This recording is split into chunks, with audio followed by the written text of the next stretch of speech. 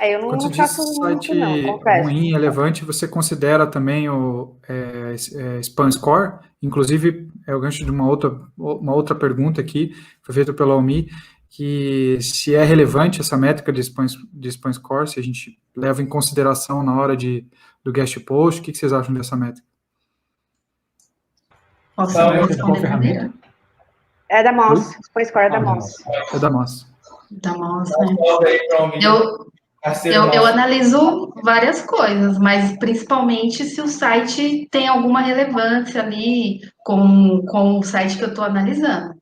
Né? Mas analiso também. O Spam Score, ele foi uma ferramenta, ele é uma métrica, né, da Moz, que tem o DA, PA e Spam Score de um site. Então, ele fala o quanto que aquele site é spam ou não. Na Moz, eles têm 17 fatores que eles indicam o que pode fazer um site ser ou não spam. E aí, dentro disso, entra coisas que a gente já faz fora. Então, o seu site tem muito pop-up, o seu site tem muito anúncio, o seu site tem... Você abre um site no mobile e você não consegue nem ler de tanta coisa que tem, ele é muito poluído, então ele vai analisando isso. É uma métrica que, assim, essas métricas em si, né, só para dar um overview sobre métricas, eu acho que elas são totalmente desnecessárias agora, sabe? O objetivo é outro. A gente ficar olhando para trás, para o que a gente usava há 2 anos atrás, é perder tempo, né? Como a gente está, tipo... O que a gente vai fazer daqui para frente é o que é o mais importante, né? Se você abre um site, você vê que aquele site tem um monte de pop-up, tem um monte de anúncio, que tem um monte de coisa ali que você nem visitaria. Você visitaria o site que você quer conquistar um link? É isso que também você tem que pensar. E aí você tá lá, tipo, se fosse no dia comum, você nem entraria naquele site com medo de pegar um vírus no seu celular, para que você vai conquistar um link ali? Então, essas métricas, elas são, tipo, não vou ficar falando a porra da minha opinião, não, que eu tô falando todo mundo tá sabendo. Mas, assim, o que você indica, assim, não é surpresa para ninguém que essas métricas específicas, tipo DA e PA, por exemplo, que, para quem tá ouvindo também não sabe, que é Domain Authority e Page Authority, que seria a autoridade da página e do domínio.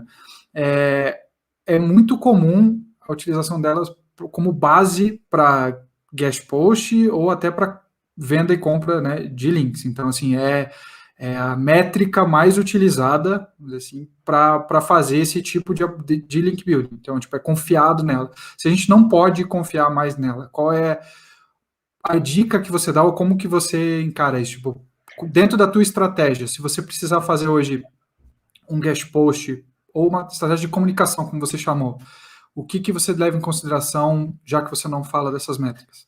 Olha, dentro desse cenário, né, aí eu olho, se for para eu ver mesmo, assim, se o cliente realmente pede, né, e mais por uma base mesmo de estratégia de trabalho, eu olho bastante o DR do Ahrefs, do Ahrefs, né, e o do SEMrush também. Para quem usa Majestic é o Trust Flow, assim. Mas é uma observação, é uma observada ali só para você ver, tipo, não que isso vai valer, tipo, se o site estiver ruim, com DR ruim, não significa que eu não vá trabalhar com ele ali, porque tem outros fatores, né? Tipo, uma métrica sozinha, ela não funciona. Tem que ter todo um processo por trás.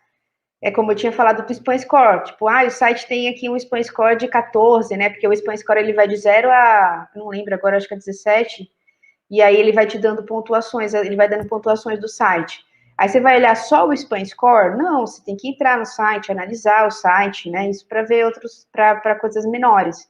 Então, eu olho muito o DR, do Ahrefs e o do SEMrush, para poder verificar e, obviamente, né, esse é o mundo que a gente quer, mas ainda existem clientes que fazem questão disso e já que ele faz questão, a gente apresenta essas como as mais confiáveis por agora. Nesse ponto aí, eu tinha 2 comentários para fazer em relação a Carol.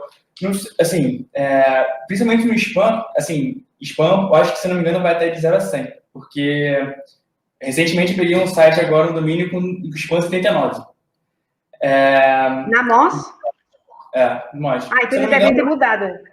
Porque, se não me engano, a porcentagem de semelhança com sites que tem aqueles 17 fatores parecidos, enfim, é uma coisa nesse sentido. Mas o importante nesse sentido é que, assim, como você falou, né? Você não vai querer construir um link num site que tem uma péssima qualidade, que você entra lá e tem medo. Só que você analisando em grandes quantidades e tal, aquilo ali, o spam score, é um indício de que aquele site é de má qualidade. Então é óbvio, você não vai dar só o spam score, mas o fato do spam score ser alto é um indicativo de que há algum problema com aquele site. Né? Os links que ele está recebendo, enfim, alguns daqueles 17 fatores ali, ou vários daqueles 17 fatores, são bem críticos e são problemáticos.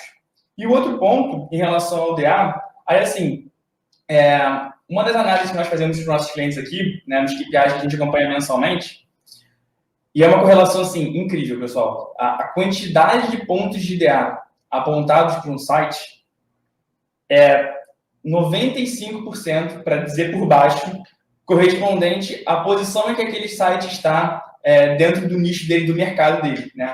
Então, por exemplo, os sites que recebem a maior quantidade de pontos de DA, via de regra, são os sites que estão nas primeiras posições ou que têm uma maior visibilidade de mercado, algo nesse sentido, tá? Eu entendo que o trabalho da Carol ele tá muito envolvido na questão do jornalismo, né, de você ter um pouco dessa questão do tráfego referenciado, coisa nesse sentido.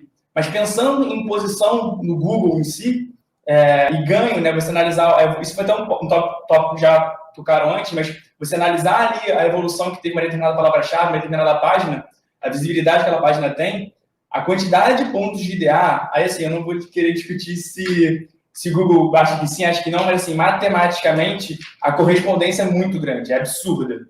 Então, eu considero muito assim, o DA como uma das métricas importantes na hora de fazer, de selecionar um site para ganhar de posição. Né? Eu não estou falando aqui de tráfego referenciado, até porque existem sites que já publicaram para mim de DA 40, 50, não é dos maiores, mas é um DA relevante, e que é um site que tem pouquíssimo tráfego. Né? É um site que é muito bem construído, tem anos de história, mas tem um DA alto e que quando constrói uma referência gera muita relevância. Então, claro, nichado, etc, etc, etc. Mas é importante, sim, assim, pelo que eu experienciei, pelas métricas que eu já cruzei, para ganho de posição, tem uma correlação bem grande aqui nos trabalhos que a gente executou. Tem, assim, né? Sempre tem. Mas também não pode ser regra. Nada é regra, na verdade, né?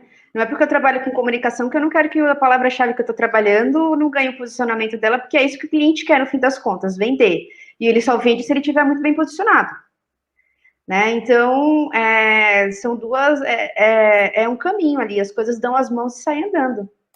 Eu acho que independente da discussão DA e PA, essas métricas serem válidas ou não, acho que para análise, todas aí estão aí para ajudar, né?